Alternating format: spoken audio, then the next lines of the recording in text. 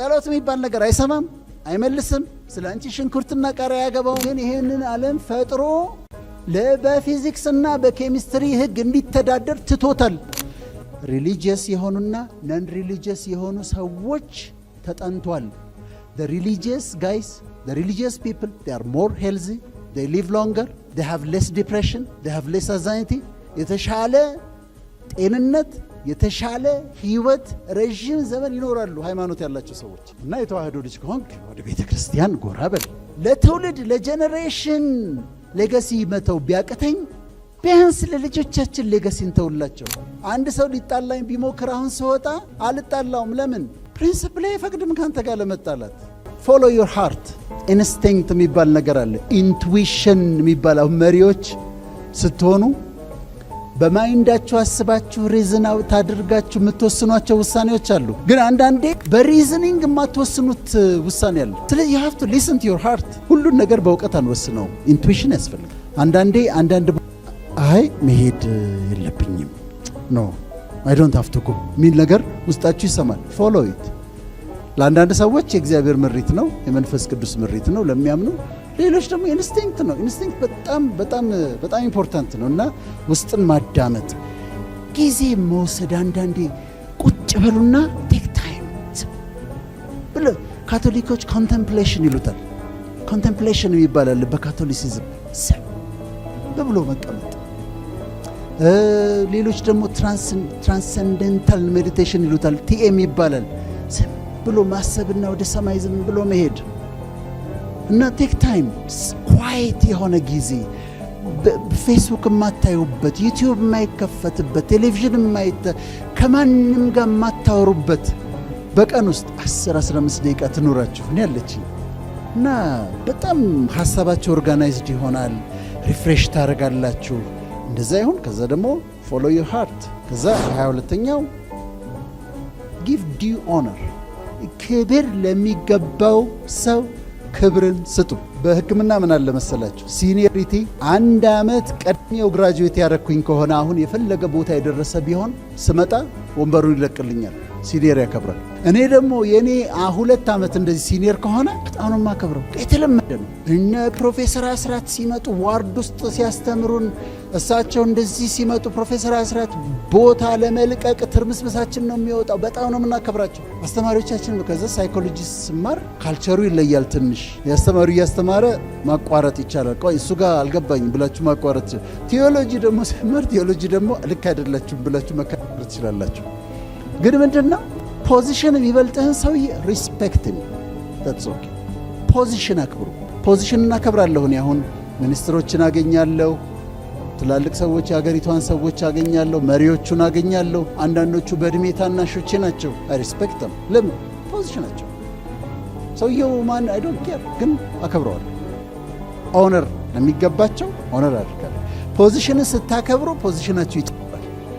ስለዚህ መከባበር፣ ክብር ለሚገባቸው እናትን ማክበር፣ አባትን ማክበር፣ በእድሜ ይበልጡንን ማክበር፣ ያስተማሩንን ሰዎች ማክበር፣ በፖዚሽን የሚበልጡንን ሰዎች ማክበር። ሶስተኛው መስማማት አይጠበቅባችሁም፣ ግን ፕሬየር ሄልፕስ። ዱዓ ማድረግ ይረዳል። በእስልምና ክርስቲያን ከሆናችሁ መጸለይ ይረዳል።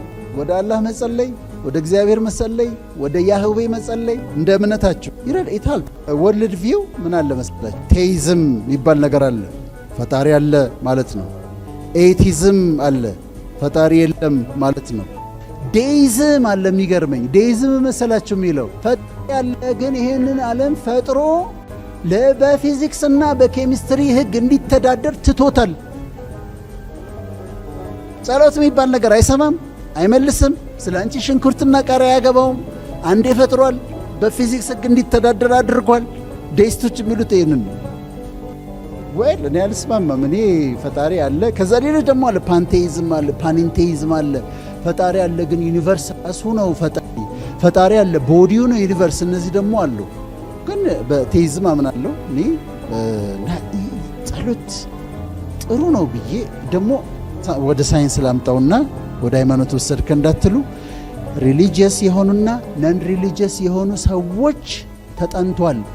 the religious guys, the religious people, they are more healthy, they live longer, they have less depression, they have less anxiety, የተሻለ ጤንነት፣ የተሻለ ህይወት፣ ረጅም ዘመን ይኖራሉ ሃይማኖት ያላቸው ሰዎች።